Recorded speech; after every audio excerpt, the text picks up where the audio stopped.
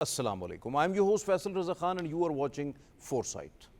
Viewers, it is now loud and clear that whenever there would be any false flag operation done at the pretext of terrorism by India, there always have been some sort of a political objectives behind the curtain, and India straight away imposes the hot conflict or kind of a war situation on Pakistan.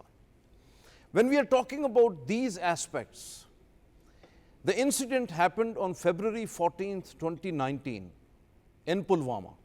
That was also a false flag operation. And soon after that, the world witnessed that on 5th of August 2019, India revoked the special status of Indian illegally occupied Jammu and Kashmir.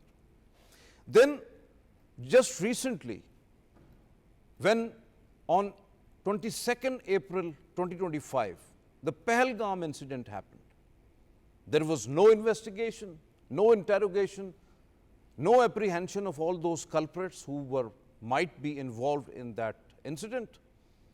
And straight away, after 10 minutes, there was an FIR. After 5 minutes, there were all along allegations on Pakistan on the social media. And right after 30 minutes, there was hue and cry and the warmongering and war hysteria at the Indian media. And soon after that, we have seen a pattern at the same lines. What happened in Pulwama, same happened in Pahalgam, and straight away India imposed a shortened version of war or the hot conflict on Pakistan. And those incidents which we witnessed from 6th of May to 10th of May 2025, whole of the world has witnessed that how India actually belligerently attacked Pakistan, and responding to those attacks were Pakistan's obligation. Now, these moves actually trigger reactions not only from Pakistan but also from China. Basically, when India started this whole happening, India unilaterally held Indus Water Treaty in abeyance. Kashmir issue is still unresolved. There is an issue of Indian state-sponsored terrorism. There are lots of other issues which are still unresolved.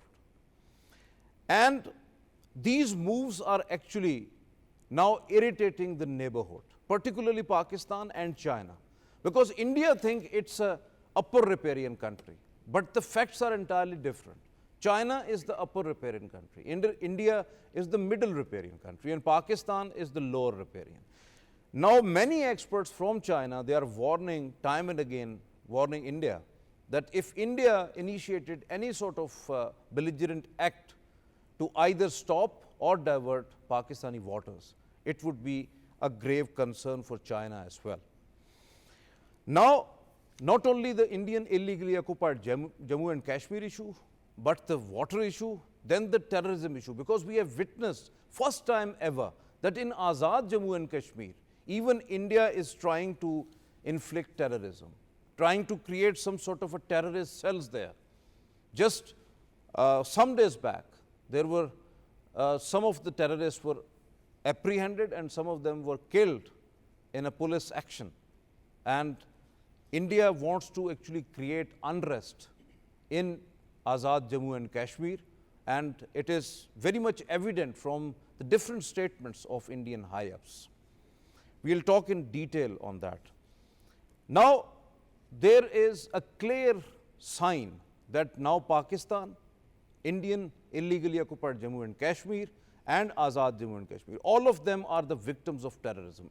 Not only we, but the region and globally, Indian state-sponsored terrorism is everywhere in the world now. We will analyze the implications of Indian belligerent and nefarious moves under the Modi-led Hindutva regime, Pakistan's stance in the Chinese perspective, and also vital role of the international community as well, and of course, their silence on India's dangerous course of action. To talk on this important subject, we have in our studios Dr. Awais Bin Wasi. He is the Indian affairs expert. Most welcome to you, sir. Thank you very much for your presence. Welcome. And we have Mr. Ahmed Kamal. He is the former chairman of the Federal Flood Commission. Thank you very much for your presence, sir. And online joining us, Major General retired Dr. Samrez Salik. He is the strategic affairs expert. Thank you very much, Dr. for your presence here. We have a soundbite of the chairman,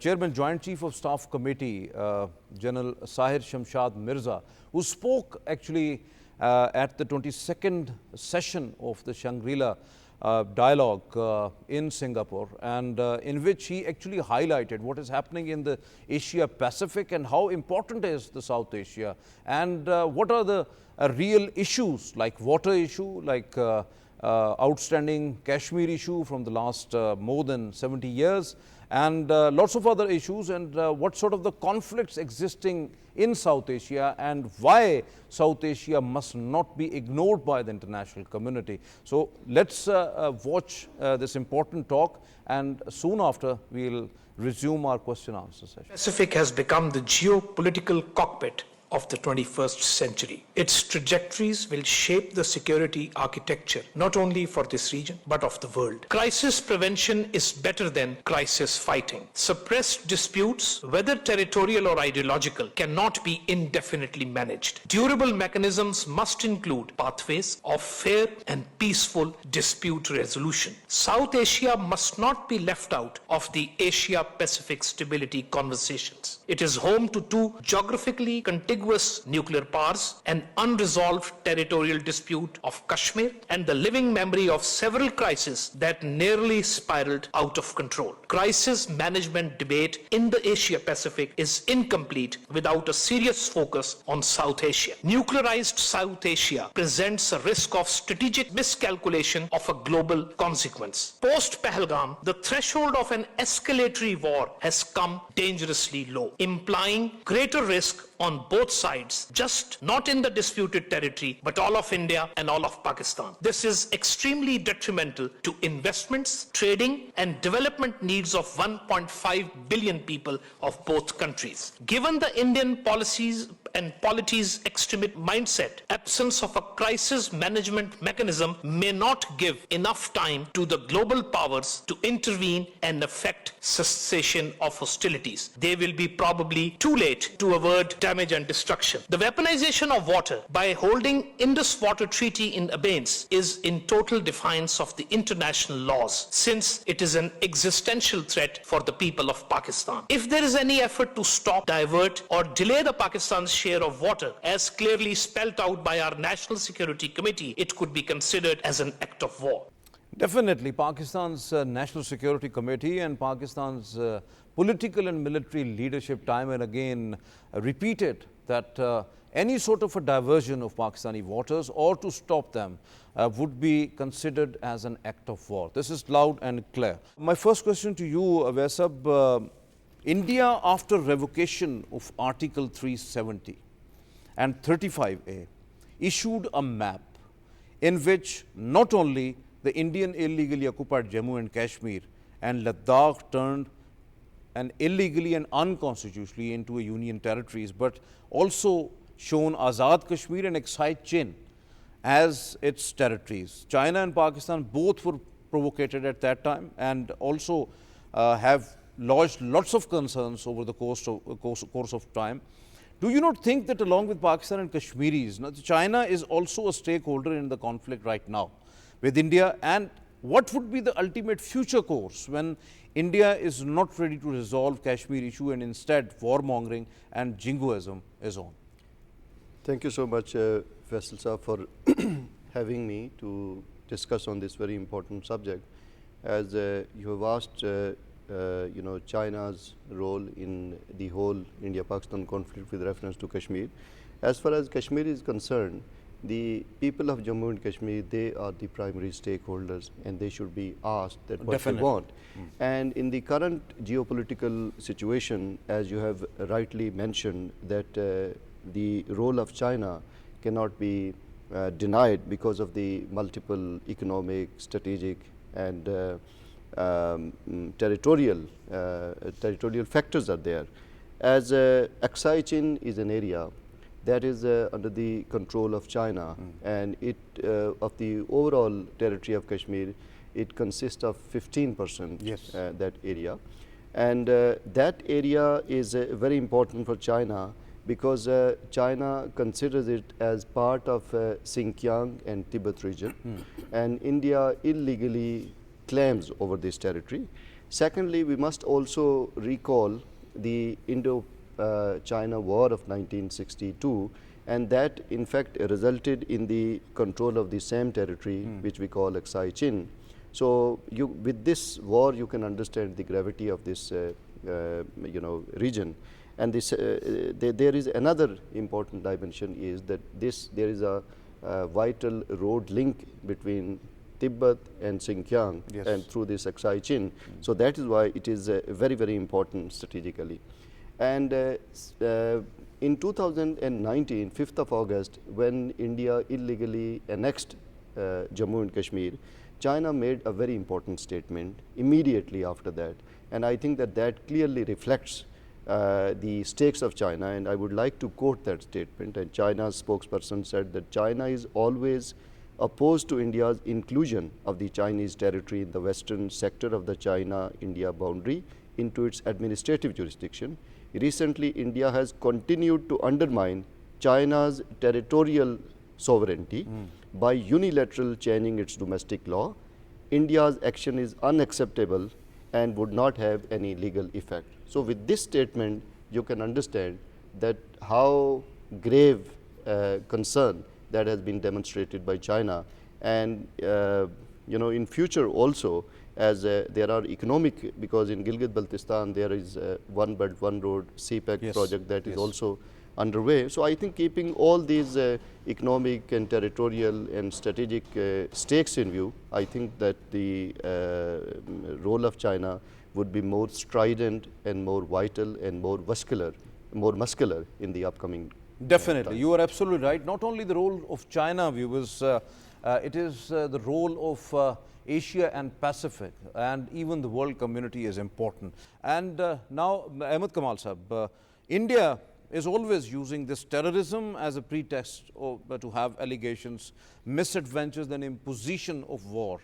The same India had done on August 5th, 2019, when it had revoked the special status of Indian illegally occupied Jammu and Kashmir. Now, for stopping or diverting Pakistan's water share under Indus Water Treaty, as India unilaterally, illegally, and by defying the agreed treaty held in abeyance. So, what could be the legal or the diplomatic options available for Pakistan to pursue its case? And it is now, as the Chairman Joint Chief of Staff Committee loudly said, that it is going to be an act of war if anything done by India.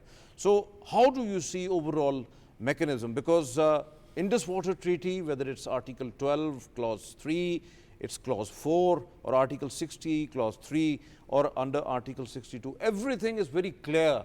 There is no doubt about it. It is in doubt only Delhi, not Pakistan or the international community. How do you see that? Thank you very much, Faisal Raza sahab, and thank you to PTV World for giving me this opportunity to talk on this very important issue of national importance as well as of global importance as well. I think that there is a mechanism already laid down by virtue of the Indus Water Treaty itself, and it has been brokered through the World Bank, and it lays down the mechanism under which the disputes can be talked about and can be resolved. In this very specific situation where the India has suspended it or held it in abeyance, it is a unilateral act by the India, and the Indus Water Treaty does not allow that, or does not include any clause about that. So with regard to getting back to its its original position, I think that if we are not in a position, or let's say if India is by virtue of the present situation and by virtue of its present attitude, Pakistan can go altogether to the international community, and for that probably the best forum would be the UN General Assembly as well as the UN Secretary General. I had also been saying at various occasions, at various times, that in 2023, when there was a World Water Conference held under the auspices of UNGA, there was a proposal given, and that proposal was adopted, that there shall be an international water ambassador, special envoy from the UN Secretary General. That is already in place, and Pakistan should, use, while from its Ministry of Foreign Affairs and from the other relevant national forums, Pakistan should approach directly to the UN for this purpose. And let me also say that there are certain other international frameworks or protocols as well, like Sendai framework on disaster risk reduction, as well as the climate agreement, Paris Climate Agreement, which talks about the sensitivity of providing information and data to the low riparian in need when there was a certain national calamity or like that. So I think that there are forums, and above all, no international law allows a country or an upper riparian to stop or to do an act which otherwise put the lives or the very right of a community or communities downstream into a question mark position, which has been done by the India at present. I think that the present efforts which are being taken or which are being made at the national level, while they are very good and are quite up to the mark, we need to also have our level raised to the even to the level of the United Nations, and to raise the voice there. Pakistan permanent representative there, Mr. Asim Iftikhar, is although talking and giving statements and all that quite often. I think that this level can be raised further as well. Obviously, you are absolutely right, because it is against the Vienna Convention, it is against the Geneva Convention, Vienna Convention, particularly the law of treaties. Then again, you are absolutely right that UN Charter, it's against the UN Charter, then the international human rights and the humanitarian laws as well. Even the World Bank President Ajay Banga clearly said that there is no provision within the treaty to hold it in abeyance. And then, of course, the treaty itself says that if you even want to have just revoke it or to wants to go away, then of course you need another treaty. Without that, without engagement and without bilateral agreement, you can't move forward. Exactly. Really. So you are absolutely right. So recently, we was a Chinese analyst and expert on international relations, Mr. Victor Zakai Gao, made some bold remarks on Sino-Pak ironclad brotherhood. Just his remarks first, and then have a question with our expert as well. But first of all, his remarks were what he talked about Pakistan-China relations, and particularly on water sharing between Pakistan and India. Just listen and watch, and then we'll be back. Pakistani friendship is ironclad, and China will not allow any violation of Pakistan's legitimate interest in defending its sovereignty and territorial integrity, including peaceful use of the water in the Indus River, especially because of the treaty between India and Pakistan about the allocation of the water in the Indus. China is on the upper stream. That's a reality. And I do not want to see India in the midstream doing funny things against the people in Pakistan on the downstream. And peaceful cooperation will be absolutely necessary between China and India, and between India and Pakistan as far as water in these mighty rivers. Viewers, you have just listened Victor Zakai Gao. He is a Chinese expert in international law. He is the Chinese lawyer as well, businessman and academic too, who is the vice president of the Beijing-based Center for China and Globalization. Gao is an expert on international relations at the Suzhou University, where he is a chair professor. So we are moving towards Major General retired Dr. Samrez Salik. Assalamu alaikum, Salik sahab. Walaikum assalam. Faisal, thank you very much. Thank you very much, sir, for being with us. My question is regarding Pakistan's water share. What the Chinese expert Victor Gao has emphasized, that don't do onto others what you don't want others to do onto you, means clearly that China is an upper riparian, India is the middle one and Pakistan is the lower riparian country. Now, if India will divert or deny water resources to Pakistan, China will do the same against India. How do you see this whole equation, and if so, what would be the ultimate strategy Pakistan and China must have to adopt on emerging water conflict in the region, and particularly against India's water weaponization to avoid future escalation, as Pakistan clearly declared any Indian act against Pakistani waters will be considered as an act of war, as emphasized by the Chairman Joint Chiefs of Staff Committee, General Syed Shamshad Mirza, at Shangri-La Dialogue in Singapore as well. Thank you very much, Faisal, for getting me over. We have seen that in this conflict between Pakistan and India, China has come in support of Pakistan in a big way, which has at least clarified a couple of things. One, that there was a lack of clarity. Where does Pakistan's future lie? Does it lie with the West or does it lie with China? So that clarity definitely is there now.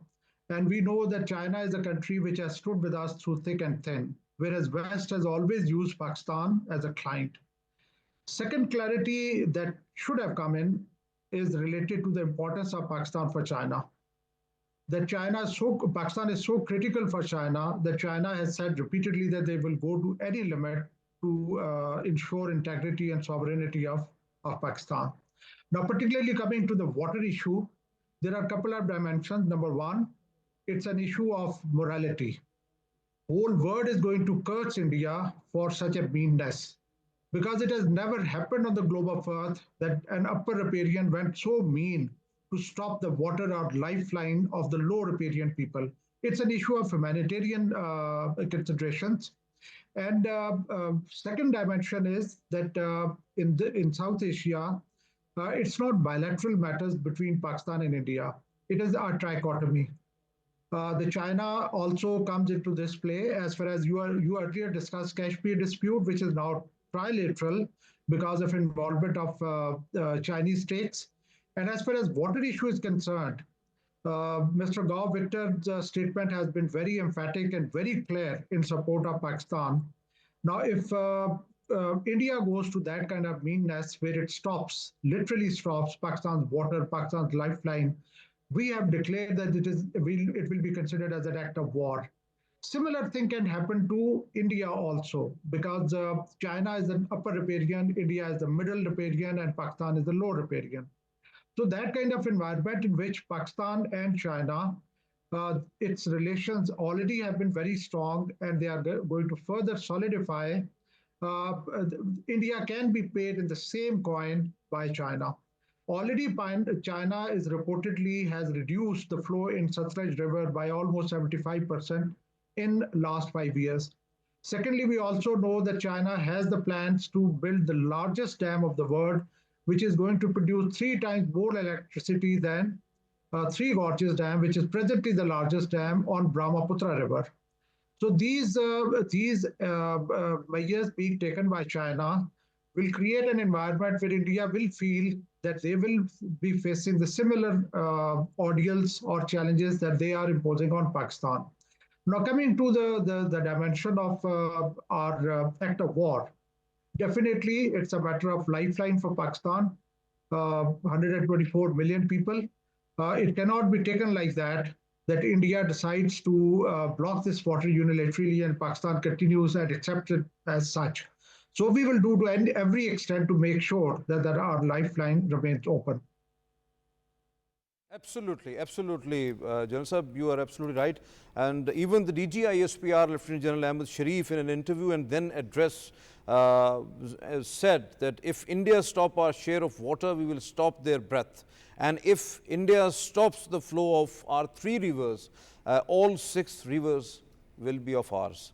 Ahmed Kamal Sahab, as General Sahab rightly said about, what do you think about Indian stress on the Indus Water Treaty is now held in abeyance indefinitely, means they will halt all kinds of data in the first go and then do for drastic measures like stopping or diverting Pakistani waters. Now, in first instance, the data, will it not actually disrupt water management in Pakistan, and that create either drought or floods in Pakistan, as the data would be in absence of that data, basically that would be missing. So monsoon is also approaching. This is going to be because we are hearing some sort of a news right from India, even from Bangladesh, that it is a kind of a flood-like situation in some of the areas. So if that happens, you don't have data, but the flow of water is coming, and that would be unprecedented, and then you have the monsoon erratic rainfall. What would be the ultimate circumstances Pakistan would have to face? Thank you once again, Faisal Saab. I think that if you go back to 1999, Yes. At that time, the India unilaterally stopped, giving Pakistan complete data with regard to the monsoon season. And in that, the major requirement the Pakistan used to have was inflows and outflows on all the eastern rivers, including that on Chenab and Jhelum.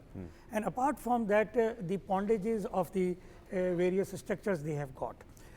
So we lived from 1999 till 2017 to 18 without that, and our institutions like SPARC and all that, with the support of NDMA and all water related organizations, they had devised a certain mechanism to reading the analyzing the meteorology of the situation of the meteorology to analyze what would be the likely situation upstairs, upstream, and what would be the likely inflows, God forbid, if the India, threatens to, release to Pakistan.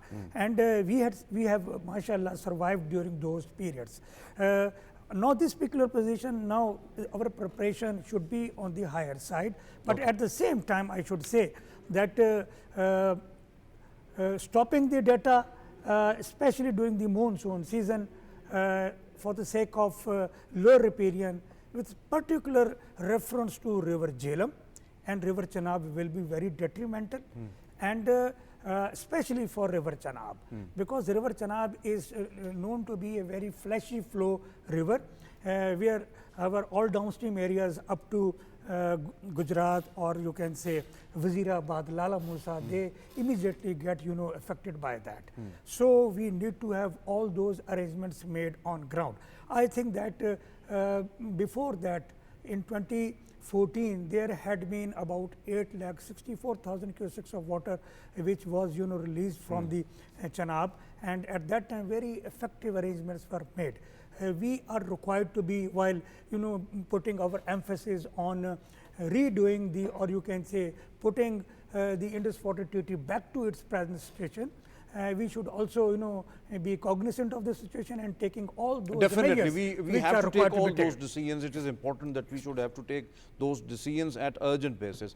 Dr. Awais Bin Wasi, Prime Minister Shehbaz Sharif was extremely vocal on peace with India, have negotiations on three key issues like water, Kashmir, trade, and even Indian state-sponsored terrorism, namely in Pakistan, Azad Kashmir, and even in Indian illegally occupied Jammu and Kashmir. But India is always actually rejecting bilateral talks of emphasizing that Delhi will talk only on terrorism, and also outrightly rejecting any possibility of international mediation as well. How do you see the Indian stubbornness when diplomatic ties further downgraded now after 2019? Do you not think that Indian double standards and hypocrisy leading this region to an unending destabilization and destruction?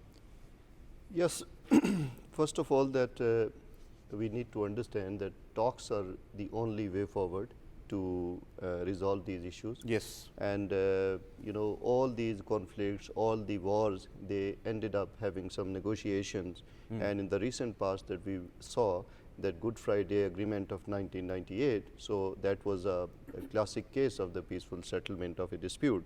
So I think that what India is saying, though India has already been engaged in different rounds of negotiations, though ended in smoke because of some obdurance or because of the adamant approach of India. But we need to recall the composite dialogue process that started in 1997. And in 1997, that we have decided to include terrorism along with Kashmir, and then it was suspended after Mumbai attack in 2015. The comprehensive bilateral dialogue was revived, and terrorism was included since there. The point which I want to make is that Pakistan is not averse to discuss terrorism. Pakistan itself is facing, 90,000 people, they have been killed in this terrorist incident. So Pakistan is very much interested not only in terrorism, but the core issue of Kashmir and water and trade, that the 4 issues Pakistan proposed. But India is not going to come Pakistan on is table. more interested to talk with India on Exactly. terrorism because India is the state-sponsored terrorism. Exactly. Basically. India has. We are suffering. We are the suffering state from the last many years. Exactly, you are right, because India has a considered policy of exploiting the vulnerabilities of Pakistan. Yes. That has been stated by the security advisor. So I think that we are more concerned about it, about all those issues. So I think that now when India has realized, the world has realized that Pakistan cannot be defeated militarily. Now it's right time that they should come on table and they should negotiate and settle these core disputes and the other issues. Definitely, you are absolutely right, absolutely right. Major General retired Samrez Salik, very funny happening there in India. Indian Army Chief General Upendra Dwivedi met his spiritual leader, Jagat Guru Ram Bhattacharya in uniform, asked for Azad Kashmir. Then Indian External Affairs Minister Subramaniam J. Shankar termed Azad Kashmir a stolen part, said India is waiting for the return of the issue of Kashmir to be fully resolved. Likewise, Indian Defence Minister Rajnath Singh cleverly categorized Azad Kashmir people as their own part of the family and said our brothers geographically and politically separated will also return to the mainstream of India someday and so on. It's not even the Bharatiya Janata Party or the Rashtriya Swayam Sevak Sangh right now, but others too, including Samajwadi Party MP Afzal Ansari, said the time has come to merge the part of Azad Kashmir. So how do you analyze the Indian political and the military leaders' provocative and the jingoistic statements targeting Pakistan and Azad Kashmir, and what are the implications actually of these such rhetorics? Now, it's ironic that India has been talking in these terms since decades, that we will get back Azad Jammu and Kashmir and GB and those kind of regions. But India has been talking bigger than what the potential it has. There was a sort of inflated balloon prior to this conflict between India and Pakistan, whereby it was shining India, thriving India, big India, and then net security provider India. So Pakistan, through the military response, has successfully deflated this balloon. So it is now the time for those who are banking on India for certain objectives. They are also even reconsidering that Pakistan may not have that, India may not have that kind of potential for which they are relying on India. Now, if they had that capability, they would have done by now. I can assure you they don't have that capability. The kind of embarrassment that they have felt, now they are putting the blame on each other. Now they are going to lowly and mean acts of running around, going to the spiritual leaders and those kind of things, which have nothing to do with actual capability of a country. Now, it was alluded to by one of the experts in earlier answer that the CPEC is going to pass through these regions. India knows that once Chinese stakes are involved into these regions, India will not be able to think of claiming on these regions. I think, in my assessment, that was the basic reason that India revoked Article 370 and tried to consolidate whatever India already possesses. India knows that it has to now forego its claims as far as the other parts are concerned. CPEC is going to be a corridor which will have multiple routes. One of the routes which comes from Yarkand region of China passes through a historic pass, Mastuj Pass, coming to Skardu and then leading to Muzaffarabad. Now then there's yet another which passes through Mintaka Pass and going towards Chitral. Now these routes are going to consolidate the integrity of these regions, and India will not be able to lay claims. They will continue to talk jingoistic. They will continue to go for this rhetoric for their internal audience, for their own public, the challenges that they are facing, which are political challenges. But I can assure you, as the future is unfolding, there is no reason that India can really claim or try to regain these regions.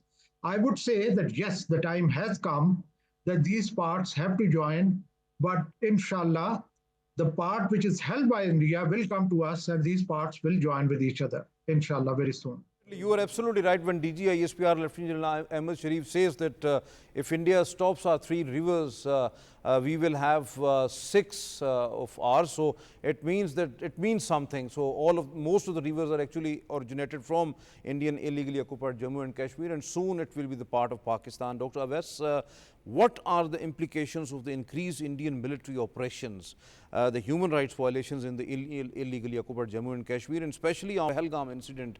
They used it as a pretext to a so-called this terrorism mantra, and with an intention to intensify its crackdown on Kashmiris and the political descendants. Beside Pakistani delegations sent abroad to highlight all these issues, including the Indian belligerent act, the imposition of war, the Kashmir and water, and even terrorism issues, what other urgent measures actually required to highlight Indian dirty games in the region? Because a bit shortened because we have run short of time, so we have all questions. These are the as well. three things that need to be highlighted. First of all, that India imposed a war on its nuclear labor without consulting or without resorting to the relevant United Nations forum and the other forums. If India does not comply with the United Nations, whose member India is the member of United Nations, Yes. then there is no point to being or to remain the member of the United Nations if India doesn't comply with the provisions and the resolution of United Nations, number one.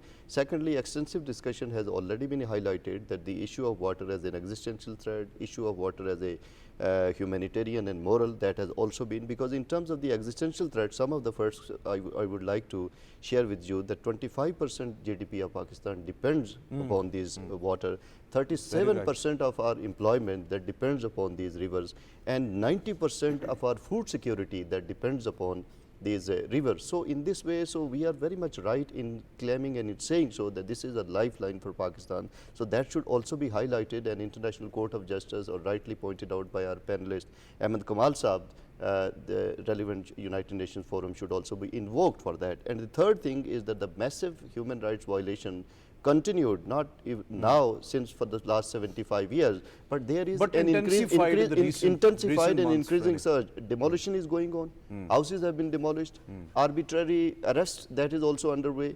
So, I think that this humanitarian angle of Jammu and Kashmir, that should also be highlighted by our diplomatic delegation at the core that is in the international capital. Definitely, no doubt about that. Ahmed Kamal Sahab, one astonishing aspect.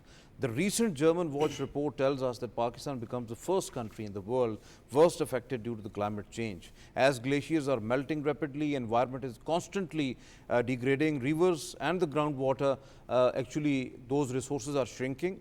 Rain patterns are either erratic, either harsh or drying up. Floods and drought getting persistent. In all these prevailing circumstances, do you not think that Pakistan is getting the worst victim of not only the climate change but also Indian drive of the regional crisis? What would be the ultimate way out of that? Number one, there is no doubt that just Pakistan is the worst probably victim of what you have described in your question. Secondly, while we talk about the climate change, we say that it is going to happen like this, but for Pakistan, it is very visible on ground. The global changes with regard to carbon emissions and all that, they have got direct implications and direct impacts on Pakistan. Our glaciers are mostly melting because of the carbon deposition and because of the heat impact which our glaciers are getting, and that's why they are, the glow of activity is very much pronounced. Similarly, on the southern part of our, country, the progressive incursion of cyclonic activity is because of the sea surface temperature rise of the Arabian Sea. So I think that Pakistan at present time is probably at the at the crossroads with regard to the vulnerability of not only climate, but at the same time you can say the sort of a water terrorism which we have got from our upper riparian India, and for that very reason this is the high time for Pakistan to raise at all forums, whether it is coming COP on climate, whether it is UN or whether it is any regional forum, UNSCAP you can talk about, the Shanghai Forum, Cooperation Forum, or whatever forum. There is another World Water Organization which was announced by Prince Mohammed bin Salman in 2023. Okay, your point well taken.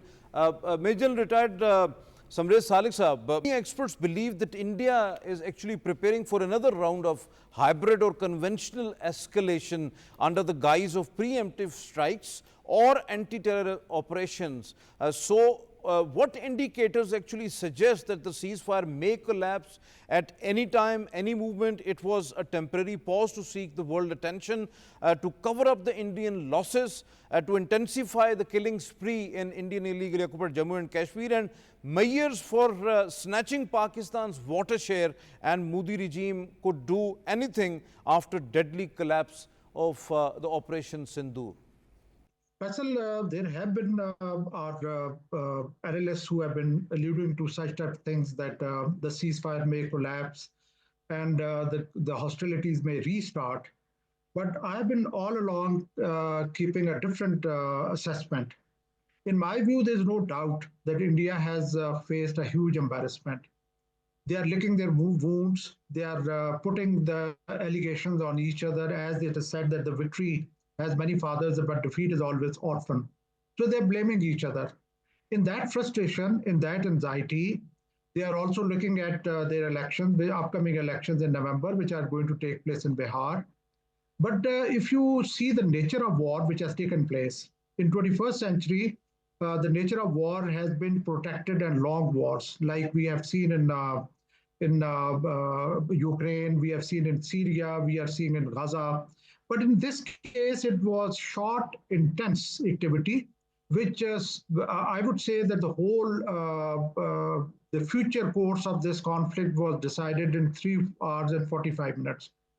Now, the kind of embarrassment that India has faced, undoubtedly, we cannot lower our guards. But my assessment is that they will take time to recover from this embarrassment, to put their house in order. There is total division in their system. Their chief of army staff, he accepted that they lost aircrafts in Shangri-La debate in Singapore. So those kind of things are happening which are not conducive for India as of now to have another showdown, because it is going to be a double-edged weapon. If they face yet another embarrassment, whatever chances they are left with to perform little better in Bihar elections, they will all be washed away. So in my assessment, India will take some time to recoup, to get out of this embarrassment, to make up for the deficiencies because of which they suffered this humiliating defeat. And only then they will be in a position to restage this drama. Definitely, Major retired Samrez Salik sahab, you are absolutely right, because we have run short of time. So very candid views, very elaborative. I'm so sorry, because I want to carry on this debate. It was really very interesting, but unfortunately we have short time. So thank you very much for your presence online. And you have rightly said that Chief of Defence Staff of India, General Anil Chauhan, while at the Shangri-La Dialogue in Singapore, he admitted that what the losses Indian Air Force and Indian military face, particularly when they have got down 6 of their aircrafts, including their pride Rafales, at the hand of Pakistan Air Force. So these admissions are continued, actually.